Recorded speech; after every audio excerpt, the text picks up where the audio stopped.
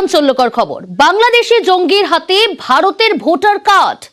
মোহাম্মদ শাব শেখের হাতে ভারতীয় ভোটার কার্ড। বাংলাদেশের রাজশাহীর বাসিন্দা, 10 বছর আগে হরিহর পাড়ায় আস্তানা, হরিহর পাড়ায় কেদারতলায় কাকার বাড়িতেই আস্তানা, পরে ভুয়ো নথি দেখিয়েই ভোটার কার্ড তৈরি। আরো ডিটেল জানাবো আপনাদের। প্রণব রয়েছে আমার সঙ্গে। প্রণব, কিভাবে বাংলাদেশি জঙ্গির হাতে ভারতের ভোটার কার্ড?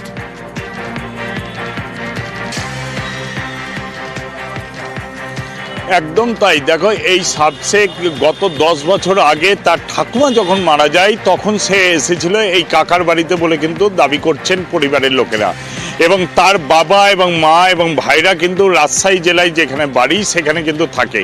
সে কিন্তু আর ফিরে আসেনি, এবং পরিবারের লোকরাই বলছে যে সীমান্ত এলাকায় সে চলে এসেছে কোনো রকম পাসপোর্ট ছাড়াই। তারপর কিন্তু সে তোমার হরিহর পাড়ায় ছিল কাকার বাড়িতে, কিছুদিন আবার নওদাতেও সে দুর্লভ পাড়ায় পিসির বাড়ি, সেখানেও কিন্তু থাকতো, এবং সেখানে রীতিমতনভাবে প্রথমে কাপড়ের ব্যবসা অর্থাৎ বোরখা বিক্রি করত, সঙ্গে সঙ্গে তারপর সেই ব্যবসা বন্ধ করে তারপর পোলট্রির ব্যবসা করে।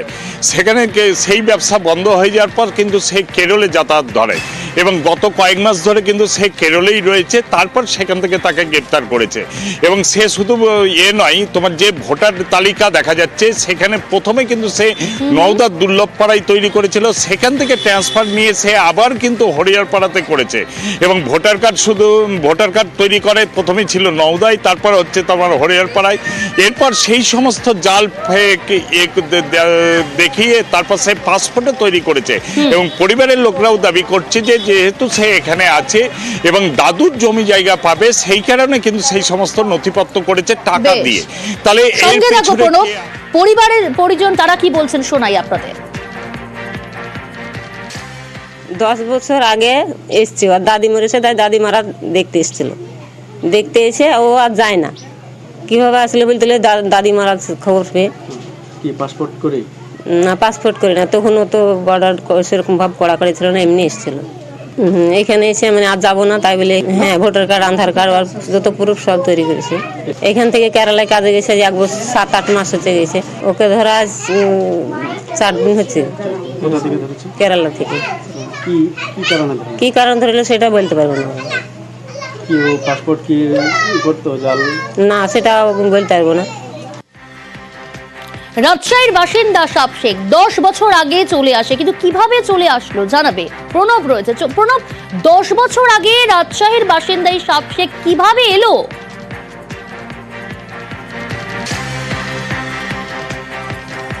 দেখো, এখানে আগেই বলা হয়েছে যে মুর্শিদাবাদের যে তোমার সীমান্ত এলাকা রয়েছে মোট 272 কিলোমিটার, যার মধ্যে মাত্র বেড়া দেওয়া রয়েছে, তার কাটা ঘেরা রয়েছে 70 কিলোমিটারের মধ্যে, বাদবাকিটা কিন্তু খোলা আর কি অরক্ষিত। এবং সেই যে অরক্ষিত থাকার সুযোগ নিয়ে এই পদ্মাপাড়ের জল এই সময় কমে যায়, সেই সময় কিন্তু অবাধে এই অনুপ্রবেশ চলে। বর্তমানে একটু কড়াকড়ি হলেও কিন্তু আগে কিন্তু এই অবাধের তোমার লেনদেন থেকে, যাতায়াত থেকে সামান্য কিছু টাকা দিলেই এই সীমান্তে কিন্তু পারাপারের করা যায়, এবং সেই সুযোগটাই কিন্তু এই শাব শেখের মতন অনেকেই নিয়েছে।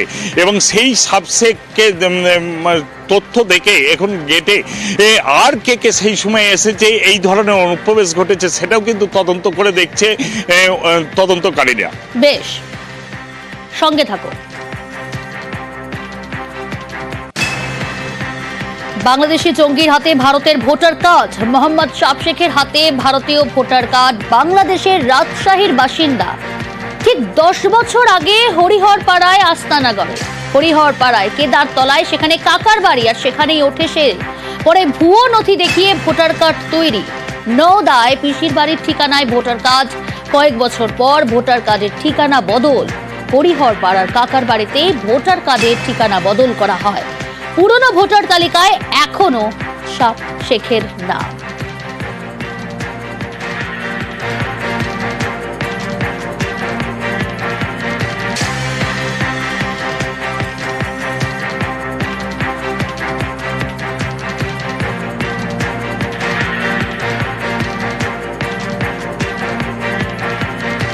এদিকে ভোটার কার্ড দেওয়ার আগে নির্বাচন কমিশনের উচিত আরো সতর্ক হওয়া, বললেন ফিরহাদ হাকিম।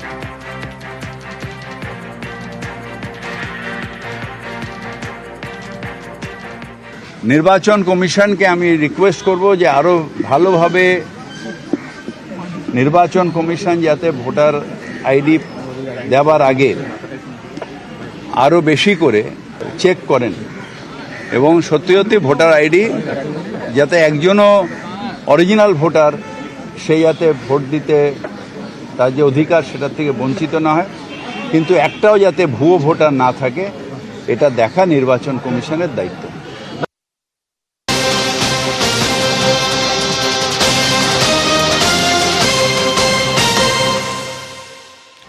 হোয়াটসঅ্যাপ গ্রুপে জঙ্গি কার্যকলাপ, ধৃত মিনারুল শেখের হোয়াটসঅ্যাপে নজর। ক্লাস 3 পাস আর তারপরে সোশ্যাল মিডিয়ায় পটু এই ধৃত জঙ্গি। মিনারুলের ফোনে একাধিক হোয়াটসঅ্যাপ গ্রুপ পর্যন্ত পাওয়া গিয়েছে এবং সেখানে জঙ্গি কার্যকলাপের বেশ কিছু প্রমাণ মিলেছে। প্রণব রয়েছে আমার সঙ্গে সহকর্মী। প্রণব, হোয়াটসঅ্যাপ গ্রুপেও জঙ্গি কার্যকলাপ, এই ধৃত মিনারুল শেখের হোয়াটসঅ্যাপে এবার নজর, কোন কোন বিষয়গুলো গুরুত্ব দিয়ে দেখা হচ্ছে? দেখুন, কয়েকদিন আগেই আসামের এসটিএফ তোমার যে অভিযান চালিয়ে তোমার মিনারুল শেখ এবং আব্বাস আলী বলে পরিবার করা দুজনকে গ্রেপ্তার করে এবং এই মিনারুল শেখের কাছ থেকে দুটি মোবাইল ফোন এবং একটি পেন ড্রাইভ কিন্তু নিয়ে যায় এবং বেশ পেন ড্রাইভ কিন্তু নিয়ে যায় এবং বেশ কিছু নথিপত্র পেয়েছে এবং গোয়েন্দারা দেখতে পাচ্ছে তার এই যে দুটো মোবাইল ফোন, তার মধ্যে একটি মোবাইলে হোয়াটসঅ্যাপ গ্রুপ কিন্তু রীতিমতনভাবে দীর্ঘক্ষণ ধরে কিন্তু চ্যাট হতো এবং অনেক রাত্রি অবধি, গভীর রাতে, এবং সেগুলো বাংলাদেশে একাধিক জঙ্গি যে সংগঠন রয়েছে সেই সংগঠনের সঙ্গে যুক্ত এবং তার সদস্য প্রচুর রয়েছে এবং তাতে রীতিমতনভাবে জেহাদি কার্যকলাপ চলতো বলে কিন্তু জানতে পেরেছে এবং পাকিস্তানের সঙ্গে তার বেশ কয়েকবার ফোনে কিন্তু এই হোয়াটসঅ্যাপের মাধ্যমে কিন্তু কলও করা হয়েছে বলে কিন্তু জানতে পেরেছে।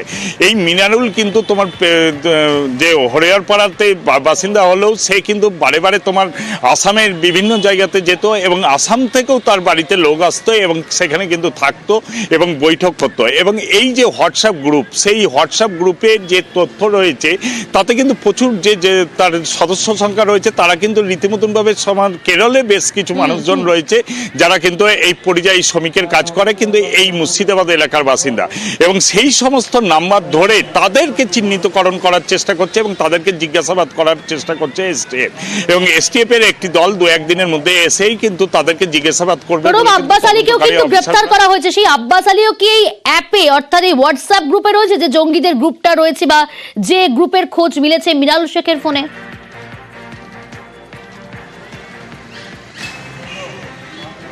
একদম তাই। এই আব্বাস আলী এবং মিনারুল শেখ মূলত এখানে তোমার এই যে মডিউল, সেই model Jihadi module, JMB module, সেই মডিউলের তৈরি করার দায়িত্ব ছিল বলে কিন্তু মনে করছেন এসটিএফ এবং এ কিন্তু যুক্ত ছিল এবং গভীর রাত পর্যন্ত তার যে মাদ্রাসা ছিল সেই মাদ্রাসাতে এসেই কিন্তু তারা বৈঠক করত এবং আসাম থেকে যে যারা আসতেন তারা কিন্তু এই মাদ্রাসাতে এবং খাওয়া দাওয়ার ব্যবস্থা রীতিমতো মিনারুল এবং আব্বাসই করত এবং এই আব্বাস এবং মিনারুল দুইজনেই কিন্তু স্লিপারের যে তৈরি করার যে মডিউল তৈরি করার সেই দায়িত্ব ছিল এবং একাধিক লোকের সঙ্গে তারা কিন্তু যোগাযোগ করত এবং কাজকর্ম কি সেই নিয়ে কিন্তু গভীর রাত অবধি কিন্তু চ্যাট করতো বলে কিন্তু গোয়েন্দারা জানতে পেরেছেন। বেশ, নজর থাকুক আমাদের।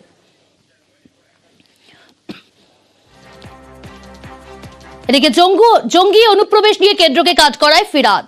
জঙ্গি অনুপ্রবেশ ঠেকানোর দায়িত্ব কেন্দ্রের, অনুপ্রবেশের দায় নিতে হবে কেন্দ্রকেই, আক্রমণ ফিরাদ হাকিমের।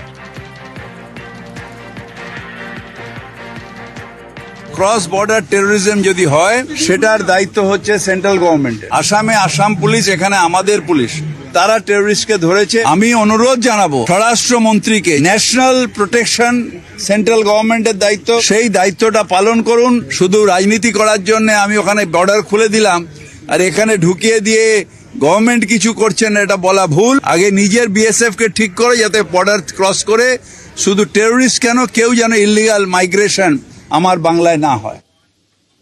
ফিরাদকে পাল্টা আক্রমণ বিজেপির।